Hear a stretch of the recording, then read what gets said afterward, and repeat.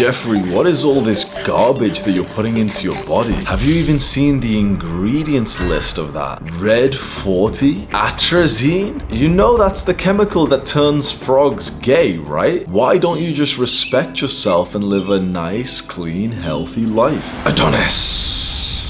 Adonis is the pinnacle of health. Even Dr. Huberman gives him the nod of approval because Adonis has health maxed. Every metric of health right to the brim. Sleep 24 hours a day. Exercise 24 hours a day. No fap streak 2,000 years. All of these habits makes Adonis feel so powerful and energetic. He doesn't need a nap at 11 a.m. like you. He has endless energy like a young man should. The first thing that you need to detox from is technology and the internet. You can absolutely use platforms like YouTube and Instagram in the right way. Learn to control it. Don't let it control you. Use it for creating content, for speaking to people, awesome. But for many people, they just can't control themselves. That's me with video games. I quit playing video games properly in like 2019, 2020. And since then, I've had a few moments, where I've been in like little holidays here and there, where I've downloaded some games again onto my laptop. And I've been thinking that I could try the thing that I see everyone say, which is like playing 1 hour at the end of a hard day to unwind. It's never 1 hour for me. For me, I'm the kind of guy who will play video games for 4, 6, 8, 12 hours straight. I'm that kind of guy. For you, it might be just consuming, watching YouTube videos, because I had a season like that as well, where I was just like filling up my free time with just watching YouTube video after YouTube video. Maybe it's watching TV shows. Maybe we even watch like an hour of porn per day. Whatever it is, a lot of this technology is just BS. It's just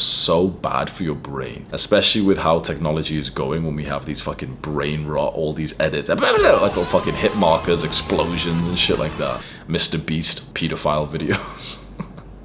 How do you take a step back from this so that you can stop frying your dopamine receptors and build up your attention span again? The first and foremost, bro, stop watching all short form content. Instagram Reels, TikToks, all of this stuff. That's what's gonna fry your dopamine receptors and your attention span the most. Switch over to long, unedited videos. And that actually means don't even watch these ones. Like these videos that I post on this channel are for complete beginners who need to be convinced to get onto self-improvement. You can also watch like the long podcasts that people put out. I like the Huberman podcast, Chris Williamson. Those are like low dopamine. It's just like intellectual conversation. When you watch like this long, unedited content, you're actually improving your attention span the same way you are if you read a book. So the first thing that you want to do to improve like your health and your life quality, get away from short form edited content. I actually had a discussion with my brother yesterday about this YouTube channel, and I was saying to him, like, I'm actually quite pleasantly surprised that the view count isn't as high as it used to be. I know that sounds weird for me to say, but like, I have seen the trend, and you probably have as well, of people who are kind of hating on like the edits and all of that stuff, the short videos, because you just know there is a lot less value in like an 8-minute video that's like heavily edited compared to like a 1 hour video that's unedited, low dopamine. Everyone these days knows the phrase brain rot. So you want to stay away from like the brain rot content. Then if there's any other apps or websites that you're wasting a lot of time on and it's not educational, find the way to just take a step back from that. And the easiest way, the secret hack to like not going on Instagram or whatever, it's just friction. It's like grab the app on your phone and move it to like a random folder, or delete the app, or set like one of those website blockers, not because it'll stop you from using the app, but because the extra friction will take you like 10 seconds to bypass, like, oh yeah, I moved the app to this folder, whatever. And that's usually time where if you've been meditating especially, you kind of have like another step where you can stop and say, wait, do I actually really want to go on this? That friction really just helps you have like another obstacle to falling down the rabbit hole of content. So we've got like our technology detox set up there. Get away from shorts, add some friction to the bad shit that we're doing. Number 2, let's talk about sexual detox. First and foremost, don't ever watch proper porn again. By that I mean videos of like a guy fucking a girl. Never watch that. It's just weird. It's conditioning you to get turned on with being a cock. Think about that. That's weird as hell, right? Never again, ever in your life watch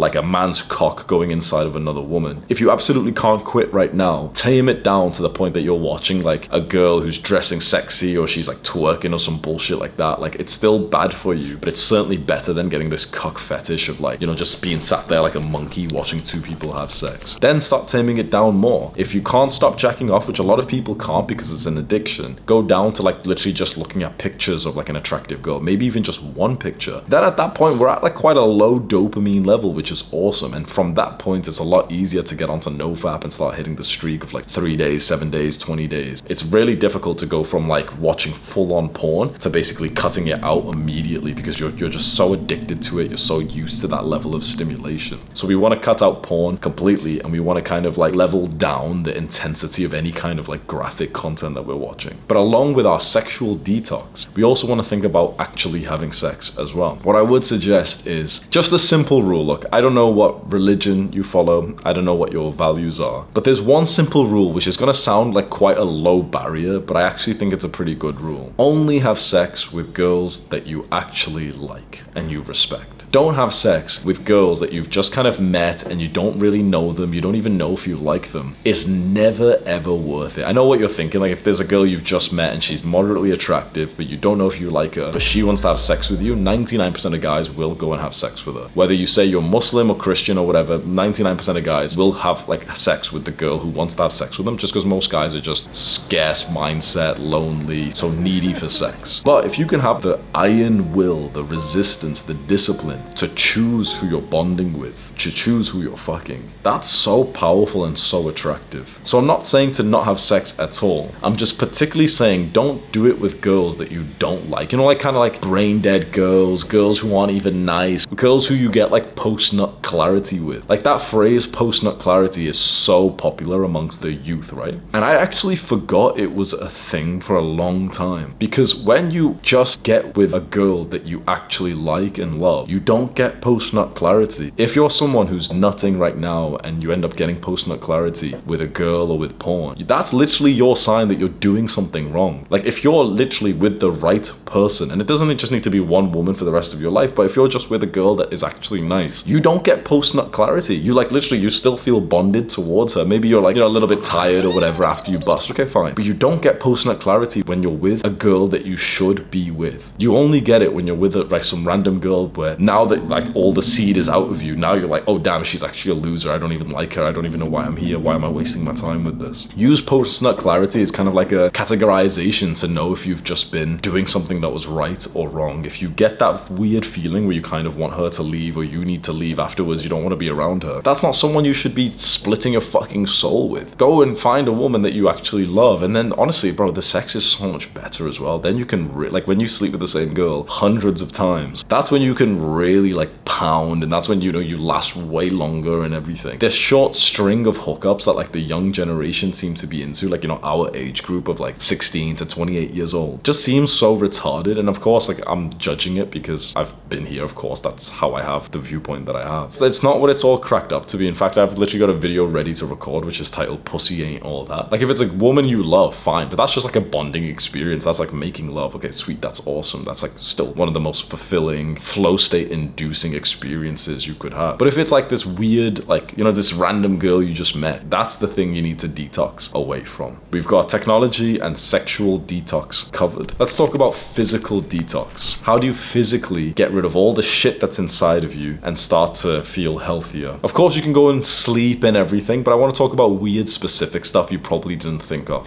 One of them is microplastics. Microplastics are basically just tiny bits of plastic, like, you know, just normal plastic that we've ended up kind of ingesting, usually through our food and our drinks, because it's in everything. You'll see little bits of microplastic in every meal that you eat. They're very small, like you wouldn't be able to see it under the eye, but it's said that like over a year a human will eat like 2 to 3 credit cards worth of plastic, and that is super bad for your health, especially as a guy. Basically, when you have that plastic inside of you, it almost like turns off a little bit of your testosterone production and turns on a little bit more of your estrogen, you know, the female sex hormone that production of that. So it's really bad for you. It's linked with infertility. In fact, I personally believe it's the number one cause of infertility in men, which is skyrocketing. Never mind like the destruction of men's testosterone and sperm. So you want to detox from this. All of us have got microplastics inside of us. How do you know? Basically, it's not like you'll feel the symptoms, but the hard truth is every single one of us has it. There's studies that are coming out now where every single male participant that they find has microplastics inside of their testicles. Like that's how far it's kind of like gotten to every part of our body. It comes through the bloodstream or the digestive system or whatever. And that's just so consequential to your health. How do we detox away from it? Through sweating. So there's a doctor called Dr. Anthony J, and I asked him this question, and he said, yeah, if we sweat, it actually gets excreted through the skin. So sauna and hard exercise, particularly with like, like hot clothing, like a hoodie or some pants, that will really help. So just make sure you sweat like excessively every single day. Martial arts, especially in like a hot country, is so good for this because you just sweat like you're in the sauna. And if you go to the sauna 10-20 minutes most days of the week as well, that'll be really good for you. The next thing to detox from physically is a poor diet. So most people are just eating weird fake food. Like if you go see the ingredient list on most modern day processed packaged foods like protein bars, and it's got some weird fucked up ingredient like inverted glucose fructose syrup. That's just strange. When we ingest these foods, it wreaks havoc on our insides, our intestines, on our like gut microbiome. And of course, go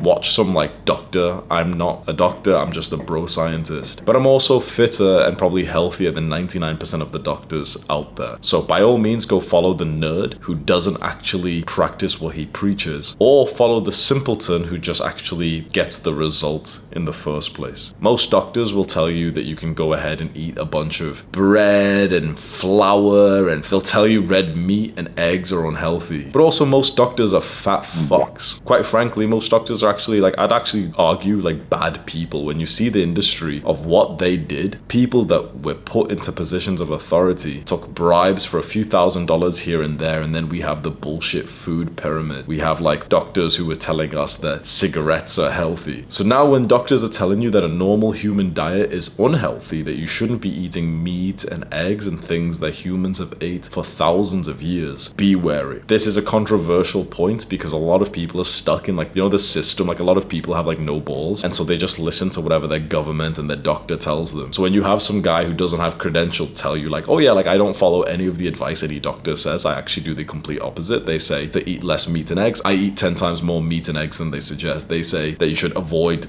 the sun. I sit in the sun with my balls out, with my dick out every single day for the health benefits. So how do you detox from a shitty diet? Well, first of all, stop eating the shitty food. What's shitty food? You can just say any food that your great-great-grandfather didn't eat is shitty food. That's it. Did they have meat back then? Yes. Okay, that's good. Did they have fruit back then? Yes. Did they have cheese and milk and eggs? Go ahead and eat those foods. Did they have protein bars? No. Did they have Sour Patch gummy kids or whatever the fuck that sweet is? No. Fake food, cancer in a bag, avoid it. Then the next step is to basically cleanse the insides through now eating the healthy food, so the things that your great-grandfather ate. You'll notice as you get onto this, the algorithm, especially on Instagram, will start to pick up and start to show you the influencers who are eating healthy meals. It's kind of like a weird cringe joke, but all of them in their content will always put their food on wooden cutting boards, and they'll show you like they'll have a couple of eggs, a steak, maybe some blueberries. That's what like a normal human who respects himself, that's what his diet will look like. It's just eggs and meat, a little bit of fruit here and there. There's never any like just weird modern day shit that people are having, like hot dogs in a bun with ketchup and mustard and pizza and stuff. Oh, but the macros on pizza are good, but it's not about the macros. It was never about the macros. It was just about it being real or fake food. So maybe go find one of those like wooden chopping board Instagram influencers. You'll know when you see one because they'll show you like, oh, what I ate in a day, and instead of putting it on a plate, they'll just be on a fucking chopping board, like a wooden one. They're usually guys who are actually pretty healthy, so they're actually pretty good to follow. The person I like the most, his name is Dr. Anthony Shafee. He's one of the very, very few doctors that I actually respect. I think most of them are scammers and weirdos and fat asses, but this is a doctor who's muscular, who's jacked, who's a super, super nice guy. He's a teacher inside of my online school as well, so he teaches my students like how to increase testosterone, how to eat a healthier diet, and I largely follow the diet that he recommends. recommends, which is the carnivore diet, where you basically just eat like meat and eggs. Sounds crazy. When you look into the research, it actually makes sense. Final thing that you might want to detox from is just bad people, complainers and crabs. And this is one which usually takes a little bit of time, because before you can go ahead and find the new people you want to be friends with, like the guys on self-improvement, the masculine discipline guys, you often need to ditch the old friends who are holding you back. Brutal, I know, but I've done videos on it on my channel. Just go search Hamza, They're Not Your Friends, if you feel like that's relevant for you. Subscribe to this channel if you want to. Do the hard work, especially when you don't feel like it. Mwah!